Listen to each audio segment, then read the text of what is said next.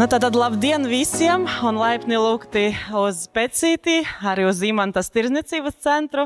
Tiešām milzīgs prieks jūs redzēt.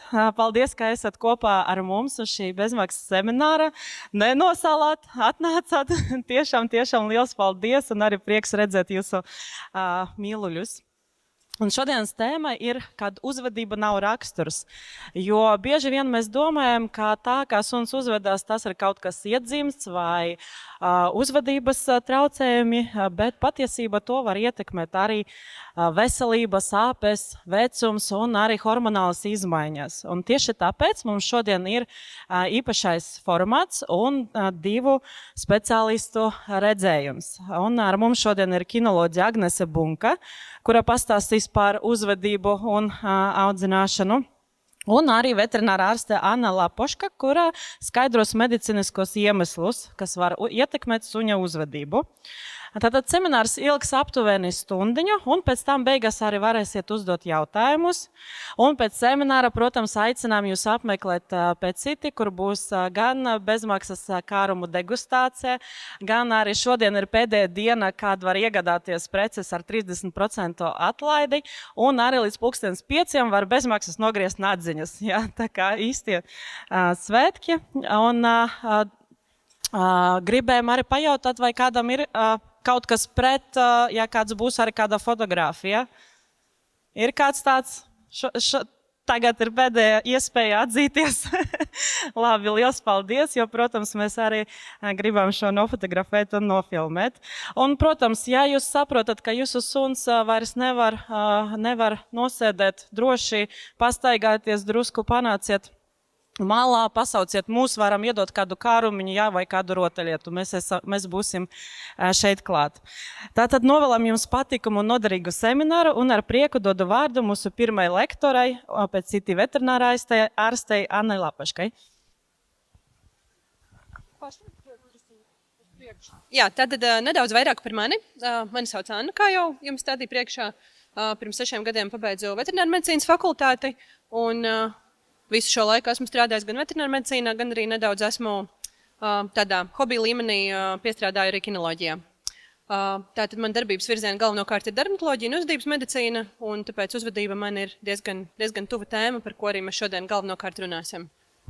Tātad bieži dzirdēt apgalvojumi no suņu īpašniekiem ir tādi, ka bieži viņu suns ir pēkšņi palicis spītīgs, pēkšņi sācis čurāt neraksturīgās vietās, liekt saimniekam uz kājas, ka viņam vienkārši ir slikts raksturs vai viņš vienkārši ir vecs. Bet jautājums, vai līdz šim ir pārbaudīta veselība un vai saimnieks ir uzdevis jautājumu, kāpēc tā notiek? Jo bieži vien visi šie pieņēmumi izrodas aplami un mēs esam spējīgi arī atrast kādu veselības problēmu savam dzīvniekam. Tātad, kāpēc ir svarīgi skatīties plašāk? Suns mums nevar pateikt, ka viņam sāp vēders, vai ka viņam sāp mugura, vai ka viņam ir kaut kāds diskomforts. Līdz ar to uzvedība ir pirmais simptoms, pēc kā mēs varam skatīties, ka dzīvniekam ir kaut kāda problēma. Ka dzīvnieks ir sācis klibot, ka dzīvniekam ir atteikšanās no ēdiena, ka dzīvnieks nespēja vairs darīt viņam pierastās lietas ikdienas un ir izmainījies tātad ikdienas rituāls. Un bieži vien nepareizi interpretējot šo problēmu, mēs varam to ielaist, tāpēc ir svarīgi laicīgi vērsties pēc palīdzības. Un tātad atpazīt gan agrīnas, gan hroniskas pārmaiņas. Svarīgi ir arī sadarbība starp īpašnieku, veterinārā ārstu un uzvedības speciālistu, jo tikai kopā mēs varam atrast problēmu un nonākt līdz kopsaucējam. Tātad, ja mēs runājam par galvenajiem iemesliem no veselības aspekta, kas tad var skart suņa uzvedību. Pirmais un biežākais iemesls ir sāpes. Sāpes tātad pēkšņas, kad dzīvniekam sākas agresija, dzīvnieks sāk rūkt uz saimnieku, sāk izrādīt nepatiku pret atkal ikdienā pierastām lietām un tāda pēkšņa spītība un nepaklausība. Vēl arī viens no pašiem pirmajiem simptomiem var būt dzīvnieka palikšana izteikti lēnākam, bailes pārvietoties, nepatika pārvietoties un tam noteikti ir jāpievērš uzmanība. Arī hormonālas izmaiņas, dzimuma hormoni atkarībā no dzimuma, tātad estrogēns un progesterons sievišķās kārtas pārstāvjiem, testosterons vīrišķās kārtas pārstāvjiem, stresa hormoni, kortizols un adrenalīns, vairogdziedzera hormoni, par tiem mēs parunāsim nedaudz vēlāk. Un arī kognitīvā disfunkcija, kas parādās dzīvniekiem pēc vidēji 8-10 gadu vecumu, kas neskar varbūt visus dzīvniekus, bet ir gan aktuāli arī mūsdienās.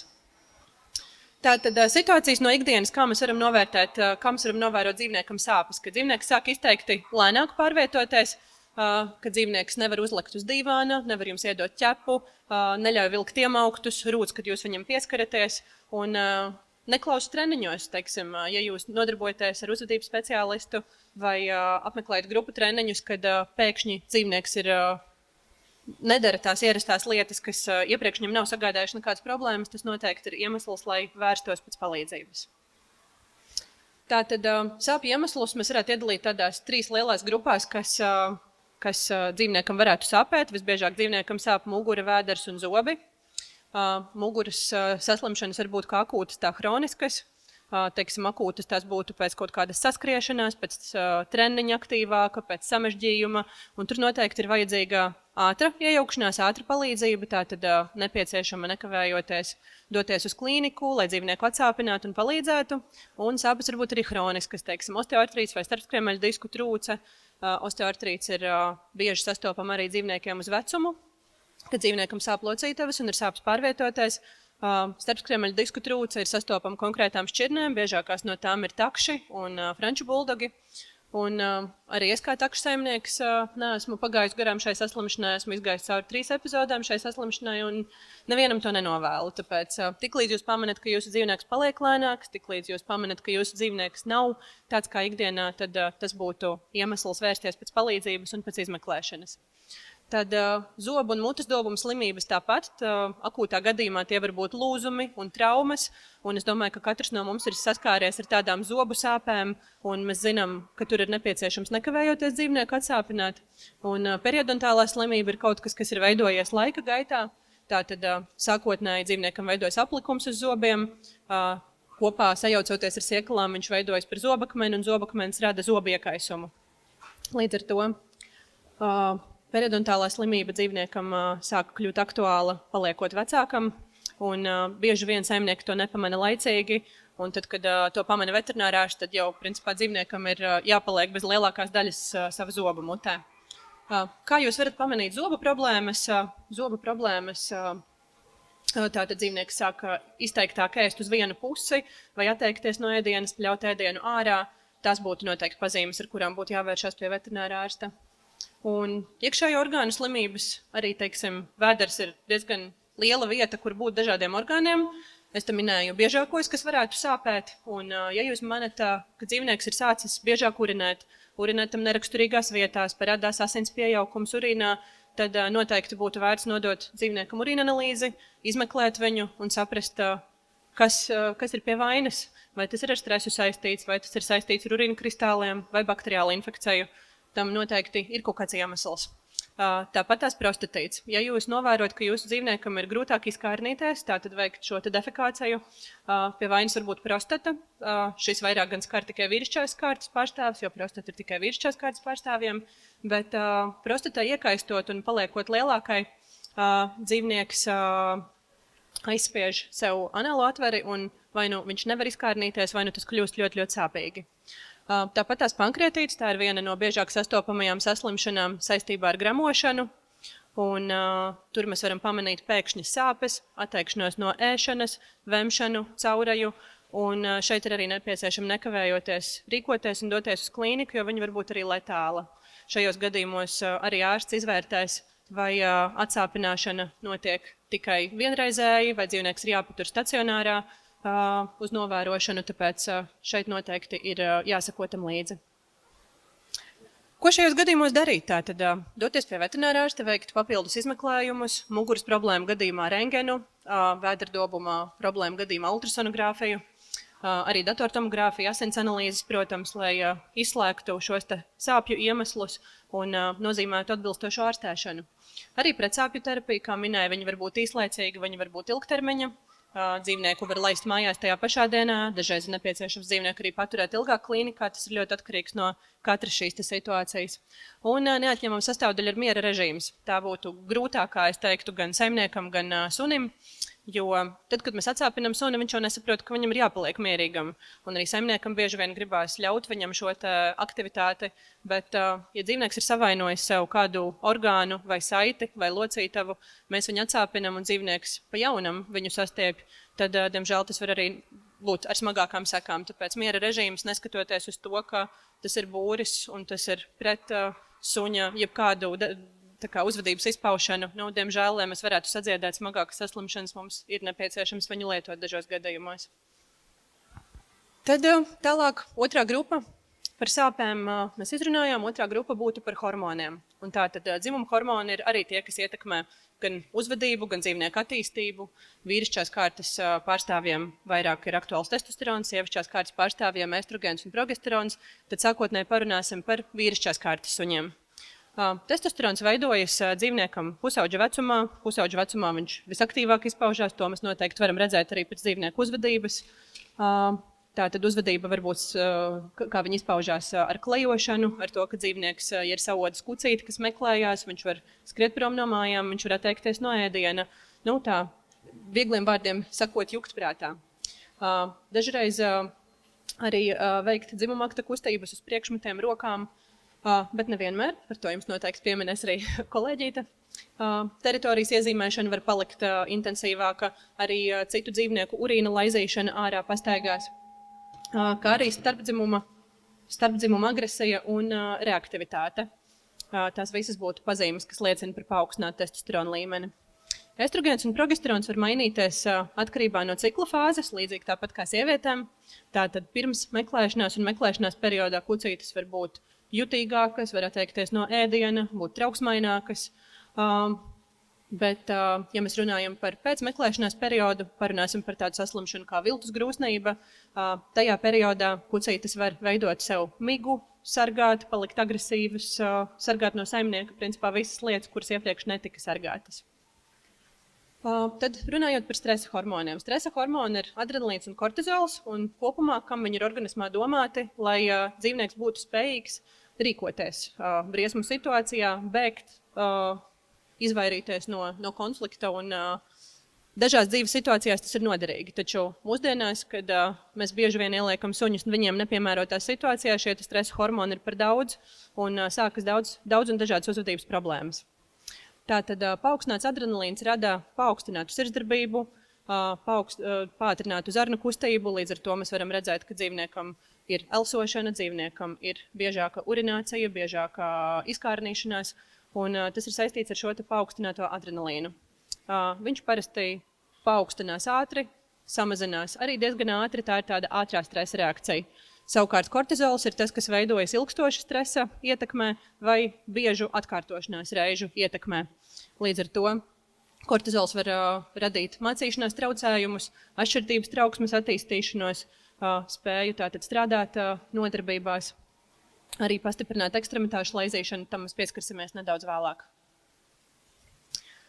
Un trešā grupa hormonu būtu vairogdzēdzera hormoni. Vairogdzēdzers mums ir paredzēts, lai regulētu vielmaiņu, bet viņš arī atbild par uzvedību, par enerģiju, par uzvedību. Un pie vairogdzēdzera saslimšanām biežākā suņu endokrinoloģiskā saslimšana viena no ir hipotireoidisms, jeb samazināta vairogdzēdzera funkcija. Kā mēs to varam pamanīt? Bieži vien saimniekiem šķiet, ka suns ir palicis vienkārši lēnāks, vecāks, apātiskāks, ar lieko svaru. Un īpaši tas ir labradors, jo labradors ir biežākā šķirtne šai saslimšanai. Un neliekās par to nezinis. Šķiet, ka suns vienkārši ir palicis slinkāks. Taču šeit ir svarīgi dzīvnieku izmeklēt, pārbaudīt viņam šo vairogdzēdzera hormonu līmeni, jo tas var būt saistīts ar šo pašu hipotireoidismu. Pie hipotireoidisma gan labā ziņa ir tāda, ka šī pazīme par uzvedību neparādās viena pati. Parādās arī apmetojuma izmaiņas, parādās šīs svara izmaiņas. Tātad dzīvniekam var palikt blāvāks apmetojums, dzīvniekam var pazust apmetojums sānos, un tās ir galvenās pazīmes, ar ko dzīvnieka īpašnieks vēršās klīnikā. Jā. Un tātad, kā solīja, biežākās saslimšanas. Ja mēs runājam par hormonālām saslimšanām, biežākā no tām ir viltus grūsnība, kas ir sastopama kucītēm vidēji 2 mēnešus pēc meklēšanās. Tātad kucītei šķiet, ka viņai ir piedzimuši kucēni un viņa veido šo uzvedību, tā kā viņai būtu viņi piedzimuši. Viņa kārto migu, viņa savas mantiņas nes uz migu, viņa sargā viņas, viņa var atteikties no ēdiena, viņa pastiprināti dzer un viņai var veidoties piens. Un šādas kucītes nepieciešamības gadījumā arī tiešām spētu izbarot kādas citas kucēnus, ja tas būtu nepieciešams. Ar stresu saistītās saslimšanas var izpausties gan gramošanas traktā, gan urīna izvada traktā, gan uz ādas. Tātad gastrīts un enterīts tās būtu gramošanas saslimšanas, kuņģa un zarnu iekaisums, kā stāstīju pie paaugstinātā kortizola līmeņa mums vairāk biežāk strādā zarnas, līdz ar to izpaužās tas ar caureju, kura bieži vien ir pārējoša, tik līdz pāriet stress, pāriet arī caureja. Runājot par cistītu, tur ir svarīgi izslēgt cēloņus, tas arī var būt saistīts ar stresu, tas var būt saistīts ar bakteriālu iekaisumu, var būt saistīts ar urīna kristāliem, bet kamēr mēs to neesam pārbaudījuši, mēs nezinām šo iemeslu. Un akrālais dermatīts, varbūt esat dzirdējuši, viņš vairāk veidojas trauksmēniem suņiem, īpaši tādiem, kas neprot palikt viena mājās, kuriem ir veidojas atšķirtības trauksme. Un tā ir suņa priekšķepu laizīšana, nedaudz tā kā virs priekšķepas.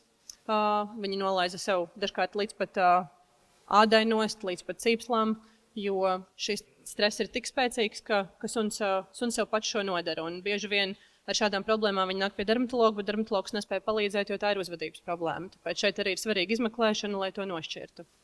Kā arī par vairogdziedzera hipofunkciju, jeb hipotireoidismu jau izrunājām, ka dzīvnieks paliek apātisks, dzīvnieks paliek lēns, dzīvniekam mainās apmetojuma kvalitāte, zūd apmetojums konkrētās ķermeņa daļās un dzīvnieks pieņemās svarā.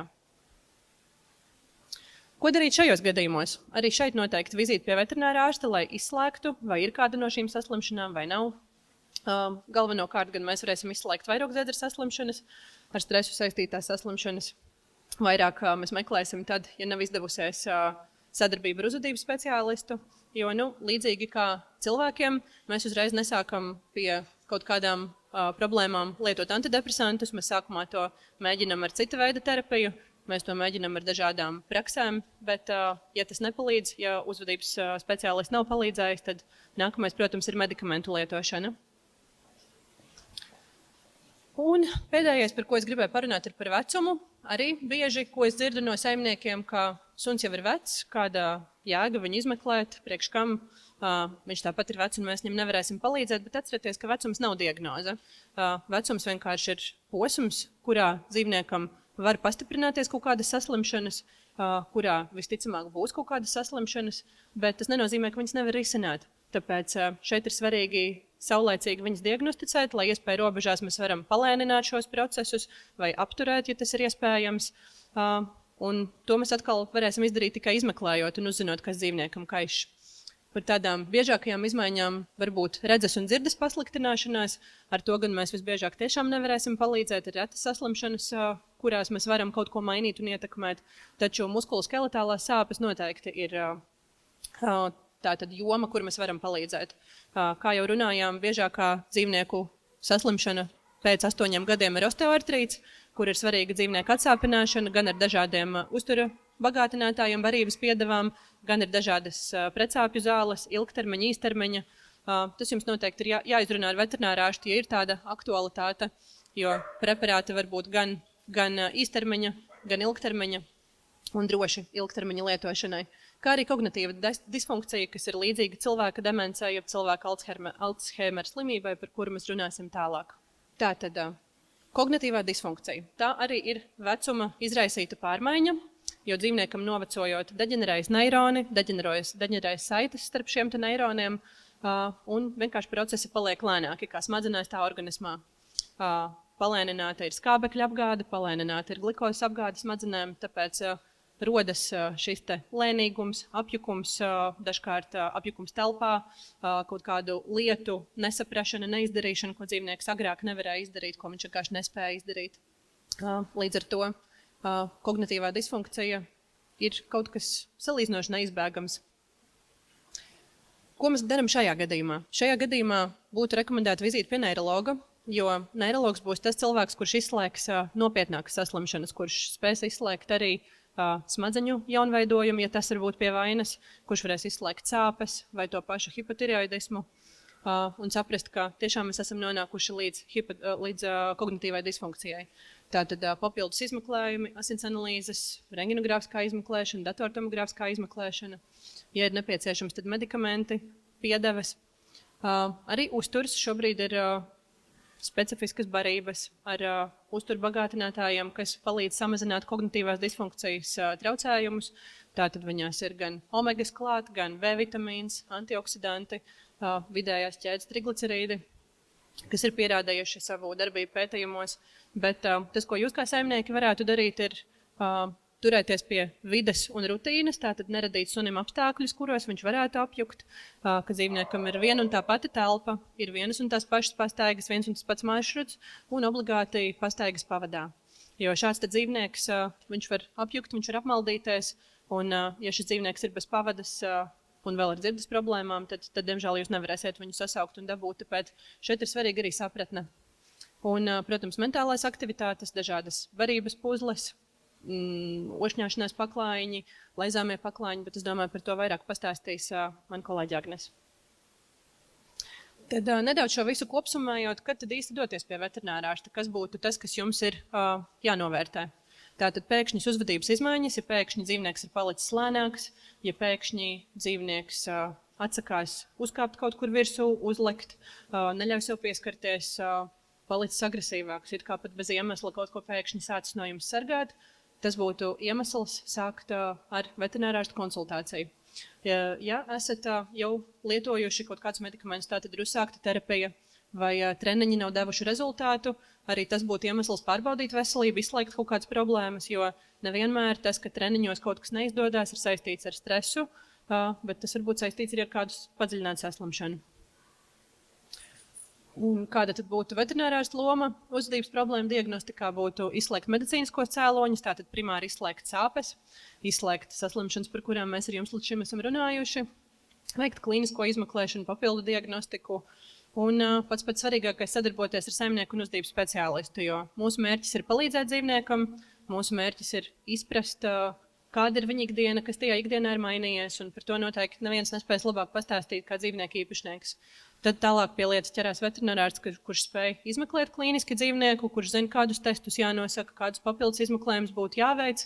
Un, ja tiešām ir izslēgtas sāpes, ir izslēgtas veselības problēmas, tad nākamais solis ir uzvedība, un uzvedības speciālists tālāk to risina jau ar uzvedības korekciju, ar treniņiem un mentālajām aktivitātēm. Tāpēc nododu tālāk vārdus vai kolēģi Agnesei.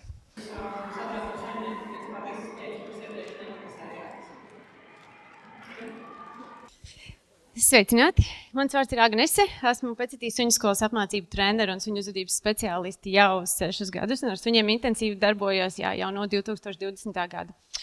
Un tajā lauciņā, kur ieslēdzās mans darbiņš, tātad, ja mums Anna saka, ka ar suni viss ir kārtībā, tad mans darbs slēdzās pie tā, ka mēs sākam analizēt, kāpēc tad manam sunim ir konkrēta uzvedība. Tātad, ja jūs novērat, ka suns ir hiperaktīvs, viņu nevar nomierināt, vai kā reizēm saka, spītīgs, kāp man uz galvas, nenogurdināms un mēģina dominēt, tā tas īsti nav. Suņi pēc dabas ir brīnišķīgi dzīvnieki, mūsu uzdevums ir viņus saprast, nodrošināt viņiem tos apstākļus, kuros viņi tiek galā. Un iesim uz priekšu. Tātad mums ir jāsaprot, ka suņi pēc dabas arī nav tādi robotiņi, kā reizēm mums liekas, ka mēs viņus varam atvest arī uz šādu vietu kā lielveikals, kur ir ļoti daudz cilvēku, trokšņu, arī citu suņi. Tas sunim ir liels pārdzīvojums. Un tas, kas mums ir jāsaprot, ka sunim tieši tāpat kā mums, tātad suņi ir emocionāls būtnes, un suņiem ir tas saucamais savs emociju kausiņš, kurš katru rītu, kad suns pamostās, ir iztukšojies, viņš ir gatavs jaunai dienai, bet tātad dienas laikā ir iespējams šo emociju kausiņu piepildīt ar dažādām emocijām. Un viena no tām ir stress, satraukums, kāpēc suņi bieži vien ir trauksmaini. Stress rodās no dažādiem iemesliem, bet viens no tiem var būt arī pozitīvais stress, piemēram, pēc intensīvas spēlēšanās. Tad var būt bailes gan no apkārtējās vides, kā piemēram šeit, vai piemēram mājās, kad kāds ģimenē sunim dara pāri, vai piemēram mēģina spēlēt tādas kā nobiedēšanas spēles, bet suņi šādas spēles nesaprot, viņiem ir pārsteigums, un tad viņi sāk palikt trauksmaināki, jo redz no mainiekiem nekad neko nevar zināt, kurā brīdī kāds man atkal izleks priekšā no stūra, mēģinās mani nobaidīt. Tad ir adrenalīns, kas arī rodās pēc intensīvām spēlēm vai ilgstošas daudzīšanās suņu starpā, un tas ir tas, ko es arī parasti stāstu saviem kucēnu saimniekiem, ka suni socializēt nenozīmē braukt ar suni uz suņu laukumiem, daudzīties ilgstoši, kamēr mēs paši skrolējam Facebooku, ja, bet sekot līdzi suņa ķermeņa valodas signāliem, ja, un aizvest suni projām, pirms jau tas adrenalīns ir uzkāpis tik augstu, ka suns mums lec virsū, ķerās pavadā, kož mums rokās. Ja. Tas nozīmē jau, ka dzīvnieks netiek galā ar emocijām. Tad ir izmisums un vilšanās sajūta, ko parasti rada izmaiņas ikdienas rutīnā. Tātad suņi ir tie dzīvnieki, kuriem ļoti patīk ikdienā. Viss ir katru dienu tieši tāpatās vienā un tā pašā laikā. Ja? Un tieši tāpatās suņi ļoti jūtīgi uztver ģimenes izmaiņas, gan ģimenes sastāvu, gan pārvākšanos. Tad ir hormoni, ko jau Anna stāstīja, ja, kas īpaši ir, es tā dziļi veselības lietās nelīdīšu iekšā, es tur neko daudz nezinu, bet jā, tātad hormoni ļoti bieži suņiem sāk vairāk izlekt ārā tieši tad, kad suņiem ir pusauģu vecuma posms, ja, kad ir tas saucamais dinozaurs, kad suns visu to, ko mēs it kā esam iemācījušies, ir aizmirsis, nedzird, neklausās, ja, tas viss ir normāli. Un tieši tāpat meklēšanās laikā kucītēm. Un, protams, emocija kausiņā ir ļoti liela daļa arī veselībai, ja, dažādām izraisītas dažādas slimības, sāpes un arī nieze. Kā zināt, ka manam sunim šis emocija kausiņš ir pārāk piepildīts, ja, ka suns netiek galā? Tad pirmais noteikti ir uzvedība. Jūs manat, ka suņa uzvedība paliek netipiski, ja mēs tā varam teikt. Ja, tad kaut kas, ko mēs iepriekš nenovērojam. Tad ir riešana, gaudošana, nereaģē uz ēdienu, tātad pat ļoti vērtīgais našķīts, kas mums šķita, ka sunim vienmēr strādā un mēs tiekam galā, pēkšņi vairs neinteresē, neatsaucās arī ne uz jūsu komandām, uz aicinājumu, ja? Negrib spēlēties arī ar mantu. Tad ir haotiskas, ātras vai ļoti lēnas kustības, ja? Suņi ir trauksmaini. Tad ir arī biežāka nokārtošanās, kastīšanās, sevis laizīšana, astes graušana, arī ķeršana. Tā nav spēle, ka suns mēģina sev nodarbināt, tas viss liecina par suņa emocijām. Nākamais ir elsošana, un nevis parasti elsošana, bet tiešām, ka jūs redzat, ka sunim ribas cilājās. Ja? Tas tiešām ir stress satraukums. Un kucītēm arī meklēšanās periods. Un šeit ir bildīte, ko es noķiepu no savas pasniedzējas prezentācijas, tīri tā vizuāli, lai mēs saprotam. Fonā ir suns, un sunim apkārt ir visas tās lietas, kas mums cilvēkiem liekas pilnīgi pašsaprotams. Ja? Kā piemēram braukšana ar mašīnu, ja? Veterinārārsta apmeklējums, grūminga salons. Visas šīs lietas, kas mums cilvēkiem liekas pašsaprotams, suņiem tas tā nav. Tāpēc mums cilvēkiem vajadzētu bišķītiņi padomāt, pirms mēs savus dzīvniekus vedam uz kaut kādām konkrētām vietām, ja? Mums ir jāpavēro un bišķītiņi jāiepazīst savus suns. Un tad, tātad atkārtošos, ja Anna mums saka, ka ar suņu veselību viss ir kārtībā, tad darbiņš ieslēdzās man uzvedības speciālistam, un pirmais, tad, kam mēs izietu cauri uzvedības konsultācijā, ir 5 lielie bloki, kas mums suņu saimniekiem ir pirmām kārtām suņiem jānodrošina, pirms mēs prasam atpakaļ kaut kādu paklausību. Ja? Tātad dabiskās pamatvajadzības. Pirmais visbūtiskākais ir drošības sajūta. Sunim ir jājūtās droši ar mums, mājās, visa labā pašsajūta sunim sākās jūsu ikdienā jūsu mājās. Ja suns mājās jūtās labi, droši būs atpūties, uzvedība ārā būs krietni vien labāk. Ja?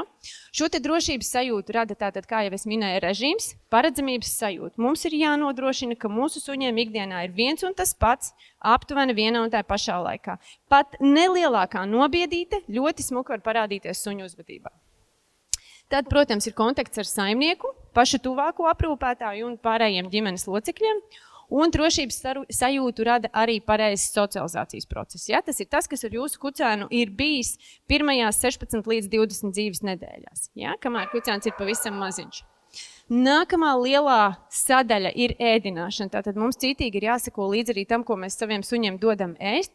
Un ēdienam ir jābūt suņa vecumam atbilstošam, dažādam, sabalansētam. Ja?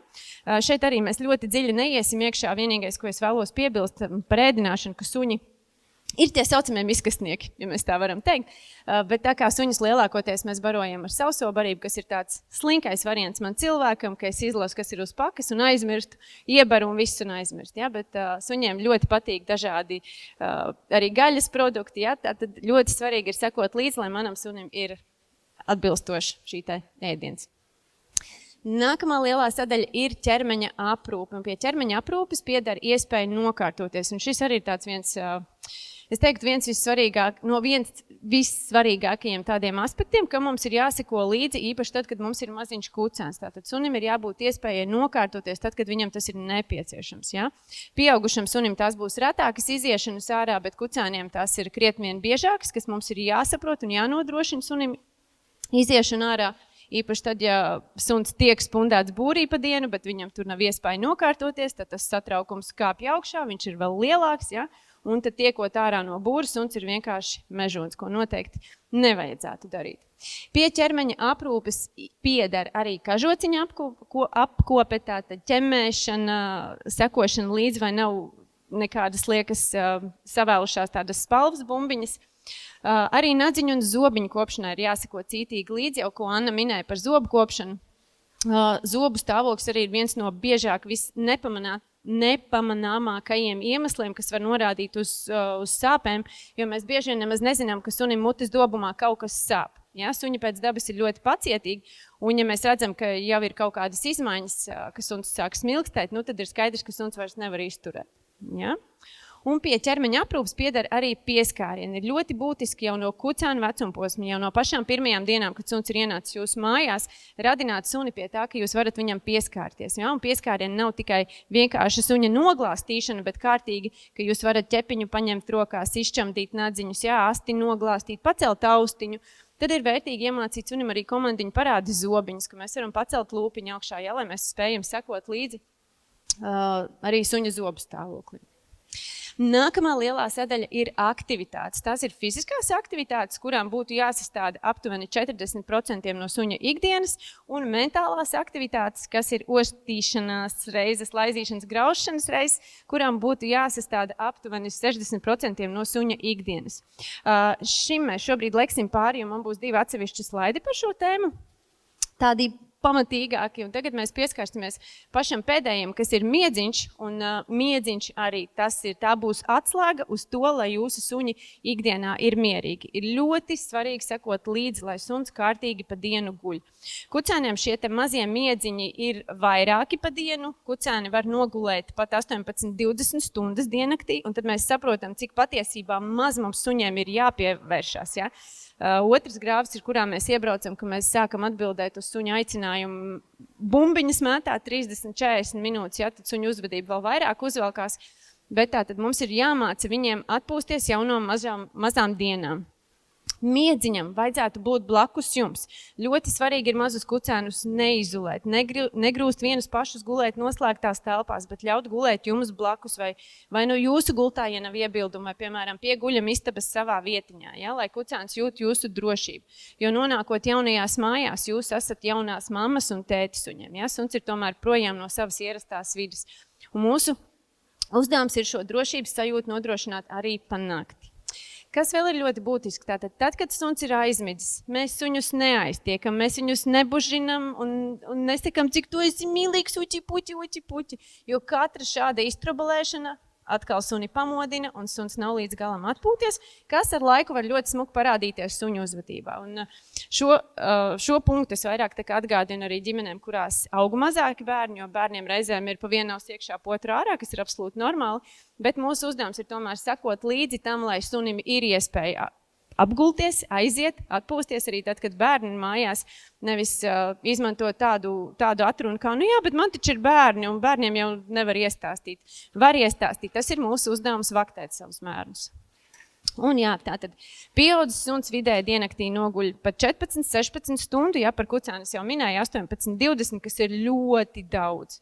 Un suņiem tas nav tā, ka suņi noguļ visu miegu, tā kā mēs siltās gultās zem sedziņas, ja, bet suņiem tas ir tāds vairākos piegājienos tādi mazie atpūtas brīži, bet tie ir tie, kam mums ir jāseko līdzi. Iesim uz priekšu. Tātad, kas ir ļoti svarīgi ikdienā? Tātad fiziskās aktivitātes, kurām būtu jāsastāda pat 40%.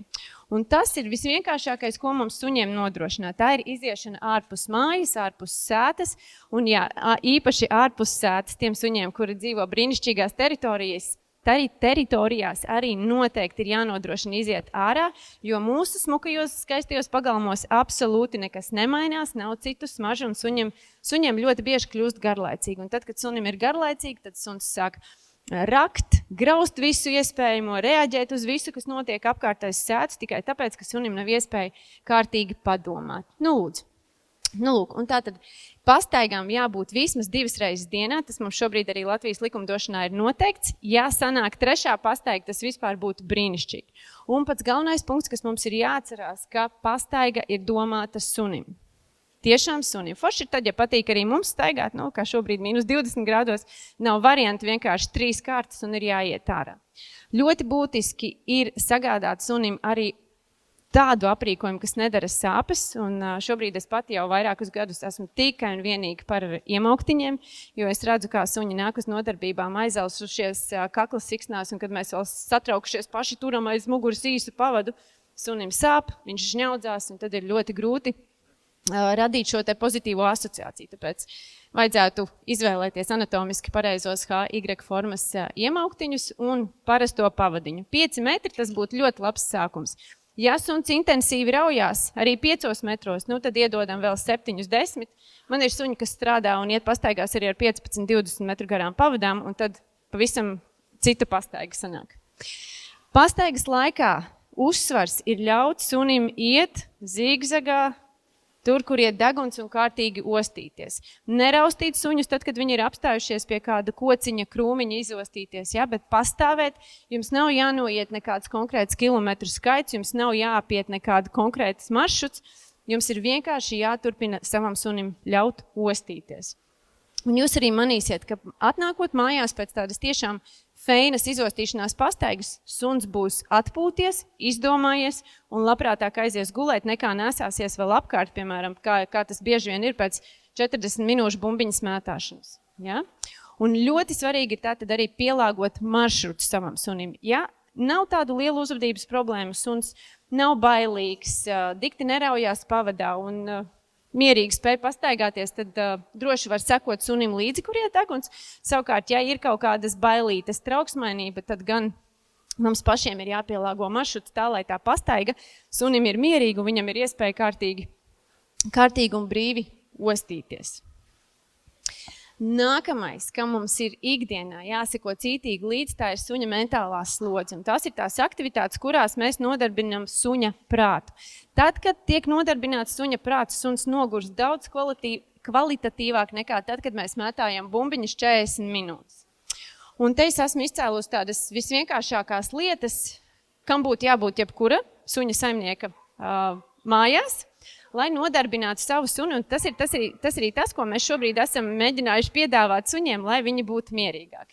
Pirmais visvienkāršākais ir graušana. Graušana suņa dzīvē vispār nekur nepazudīs. Suns grauzīs visu dzīvi, bet ja mēs nepiedāvāsim sunim graust to, kas viņiem ir dabiski paredzēts, suns grauzīs mēbeles, apavus, sienas, bērnu mantiņas, visu iespējamo, kas mētājās.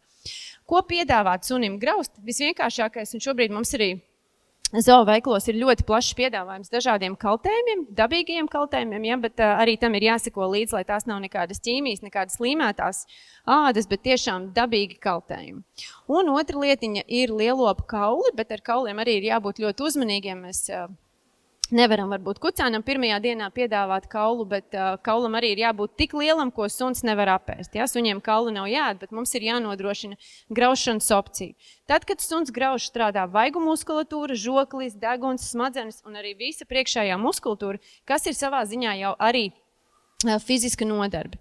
Kucēnam graušanu varētu aizņemt vienā piegājienā aptuveni 30, 40, varbūt 40 minūtes, varbūt kādam bišķītiņi ilgāk. Pieaugušam sunim dienā aptuveni 2 līdz 3 stundas, tas būtu tāds riktīgi labs graužamais. Nākamais ir laizāmie paklājiņi un kongu rotaļlieta. Tas ir tas, ko es palūdzu arī meitenēm iedot, lai es varu palaist jums apkārt, paskatīties. Tas ir tas, ko nopirksiet un palīdzēs nodarbināt suni visu suņa dzīvi. Pirmais tātad ir laizāmais paklājiņš, un laizāmajā paklājiņā šajās te rieviņās mēs sasmērējam iekšā suņu slapjo barību, pastēti, arī reizēm var biespienu un piedāvājam sunim iespēju kārtīgi izlaizīt. Tad, kad suns būs izgājis ar mēli cauri visām rieviņām, viņš būs noguris pilnīgi off un aizies gulēt.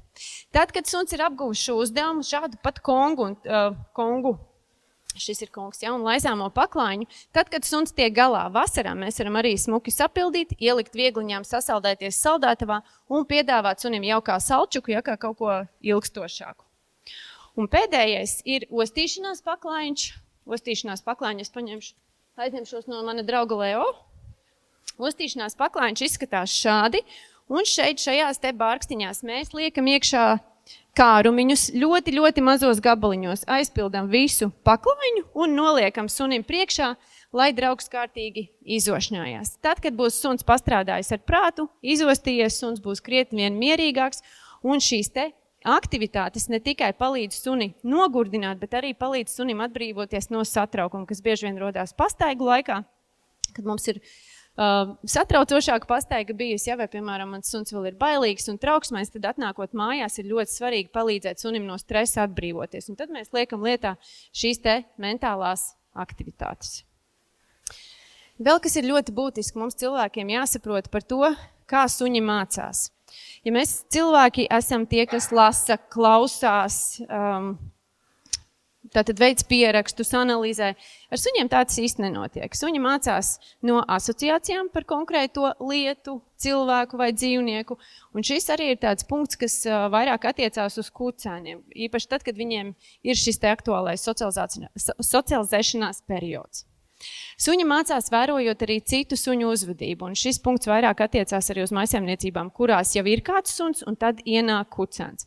Ļoti bieži ir tā, ka mēs paņemam otru suni tikai tāpēc, ka mums liekas, ka tam pirmajam vajag, bet ļoti bieži vien tās ir divas problēmas vienā laikā, tāpēc būtu citīgi jāizvērtē, vai tiešām otrs suns ir nepieciešams.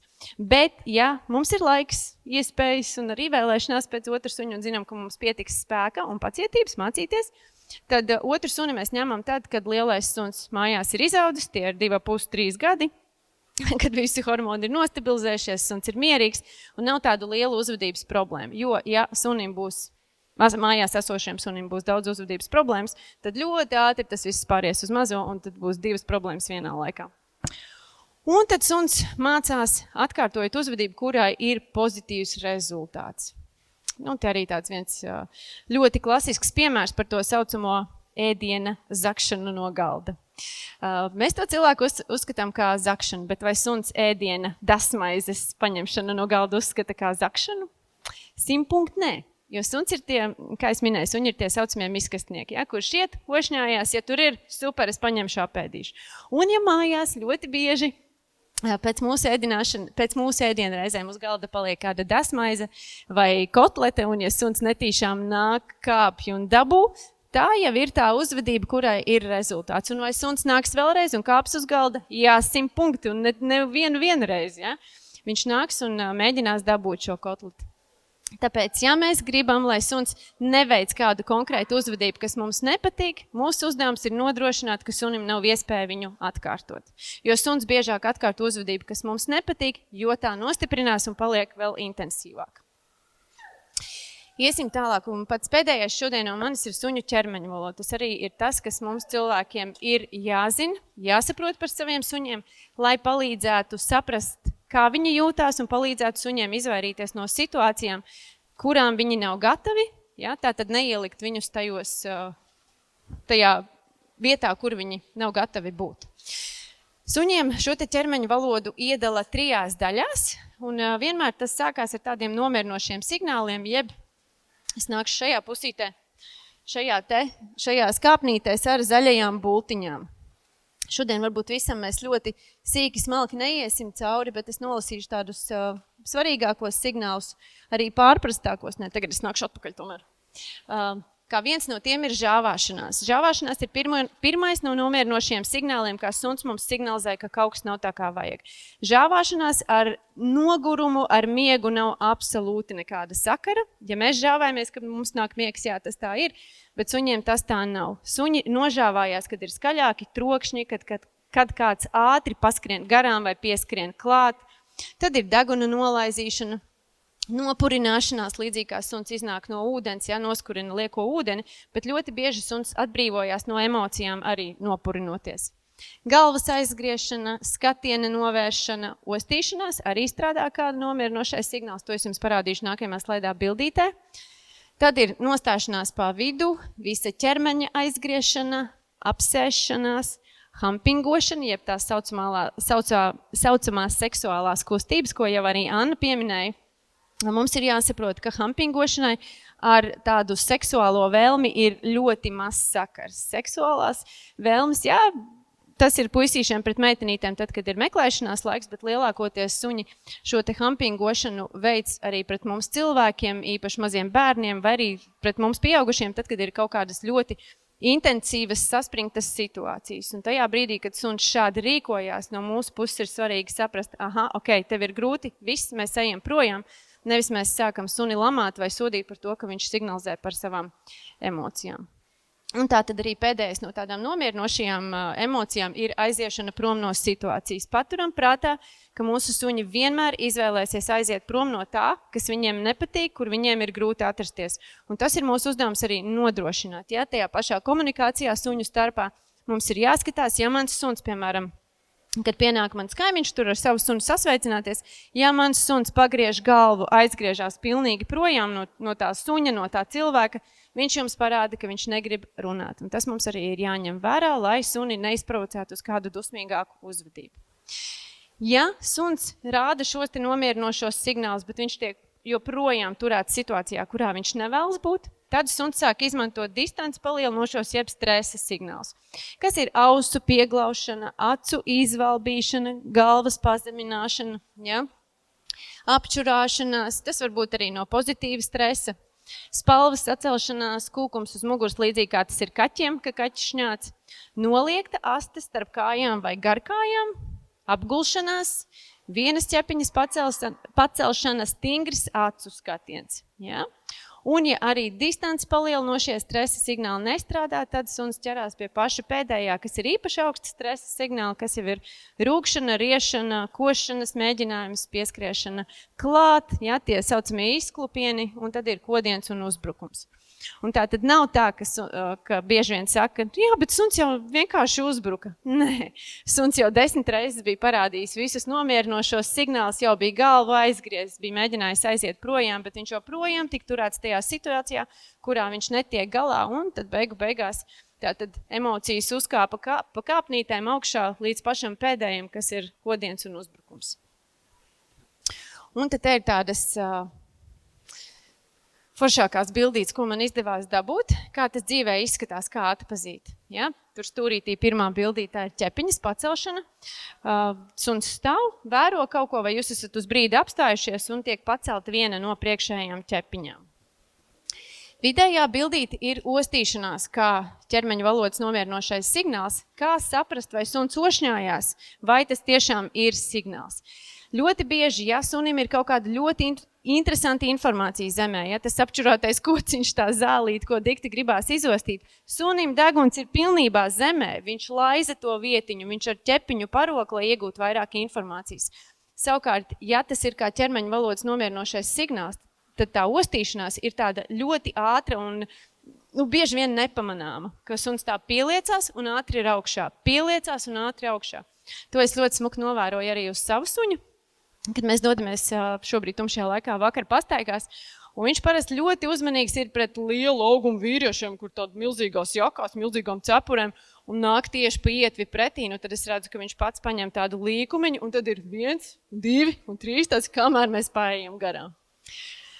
Tad šajā bildītē ir nogulšanās, ja mēs varam redzēt divus suņus. Vilciņš ir apgūlies, visas 4 zemē, un otrs sunīts veiksmīgi var pienākt klāt un apostīties. Šajā vidējā līnijā pirmā bildītē tur ir galvas aizgriešana, un mēs redzam arī 2 puikas satikušies, un vilciņš ir smuki aizgriezis galvu projām. Viņš signalizē, ka viņš ir mierīgs, ka komunikācija būs mierīga un nav nekāda saspringuma. Savukārt, ja mēs blenžam suņiem acīs, suns to uztver kā bīstamo signālu. Tā noteikti darīt nevajadzētu. Šajā bildītē te ir visu signālu, iespējamo signālu kopums, tātad suns ir nogūlies, pazemināta galvas pozīcija, pieglaustas ausis, un suns skatās uz, visticamāk, uz cilvēku caur pieri, un te mēs varam redzēt, ka suns ir arī kaut ko paplosījies, un noteikti būsiet redzējuši simtiem video ir YouTube'ā, kur atnāk cilvēks mājās un redz sagraustu čību, tur kaut kas izmantīts, un te cilvēks paņem čību, iet uz istabu, lamā un kliedz, kas to izdarīja. Un ko dara suns? Suns rāda šādus te signālus, reizēm suņi luncina asti, smaida caur zobiem, un te cilvēkiem liekas, ka tā ir suņa vainas izjūta. Tā nav suņa vainas izjūta. Suns ar šiem signāliem mēģina pateikt, nebļaujas mani. Tas nebija speciāli, jo mums pirmkārtām ir jāsaprot, kāpēc suns kaut ko ir sagrauzis, izvandījis. Ļoti bieži tas ir satraukums, kad mēs aizējam projām, īpaši maziem kucēniem, kuri vēl nav gatavi palikt vieni paši. Ja, un tad, kad suns satraucās, viņš mēģina sevi nomierināt. Suns sevi mēģina nomierināt caur graušanu. Un ja suns nav radināts pie mentālajām aktivitātēm, vai sunim nav atstātas tās lietas graušanai, kas sunim ir paredzēts, tad suns grauž un ārda visu to, kas ir mājās pieejams.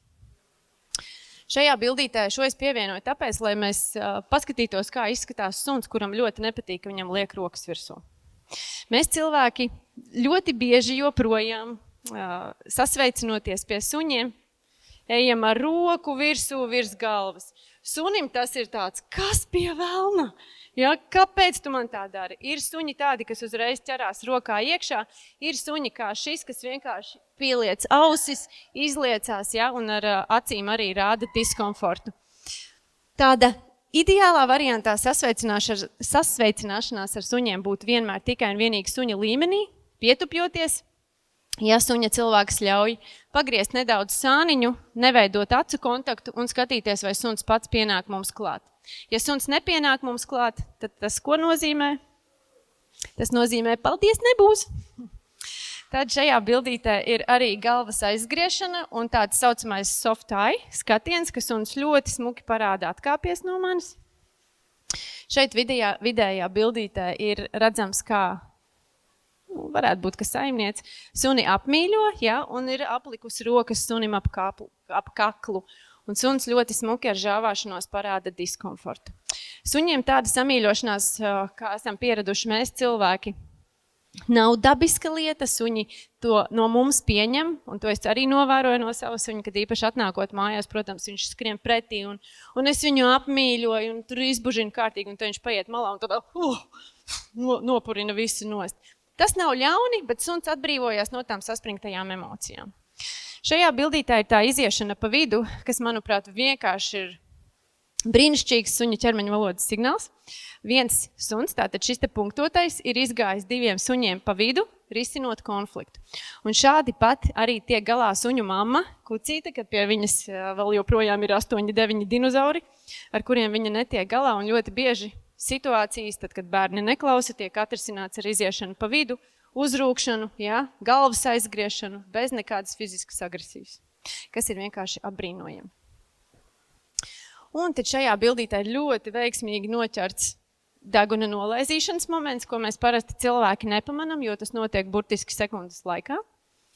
Šo bildīti es ieliku, lai parādītu, kā jūtās mazās šķirnes suns, tad, kad viņš tiek nepareizi pacelts, kas ir arī viena klasiska problēma, kad mums ir mājās maziņi sunīši, mēs viņus ļoti bieži neuztveram nopietni. Ja lielu suni mēs aiz vēdera nepacelsim, ja, bet mazos ir ļoti ērti pacelt, bet mazajiem ļoti bieži sāp, mēs paceļam viņus nepareizi, radam diskomfortu, un tad nākamajā reizē, kad cilvēks nāk viņam klāt, ir jāuzliek iemauktiņi vai jāiet ārā, suns šādi te izliecās un saka,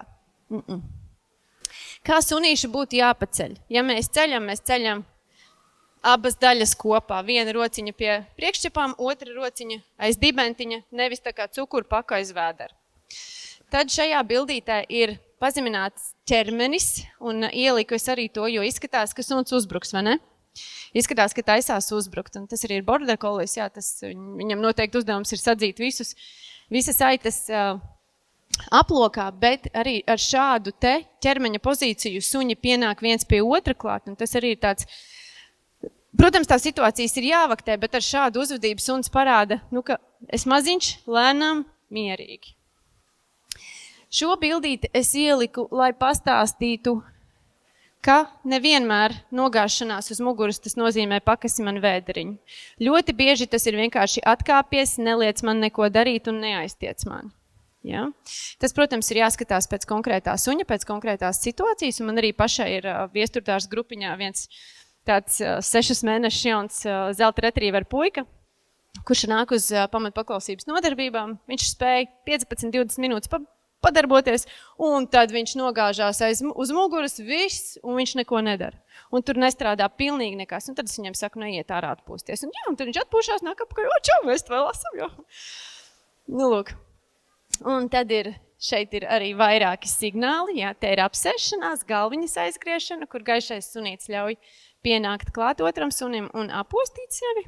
Un šeit arī ir žāvāšanās, bet šī žāvāšanās vairāk man izskatās no pavērstas kameras pret suni, jo suņiem tādas lietas kā fotokameras un telefoni, tad, kad mēs viņus fotografējam, mums tas liekas pašsaprotam, bet atkal atkārtošos arī par savu suni. Ikreiz, kad es viņam saku, Ordo, sēdēt, un es pavēršu pret viņu telefonu, viņš momentā galvu aizgriež projām. Viņi uz mums neskatās, tāpēc, ka suņiem tas nav dabiski.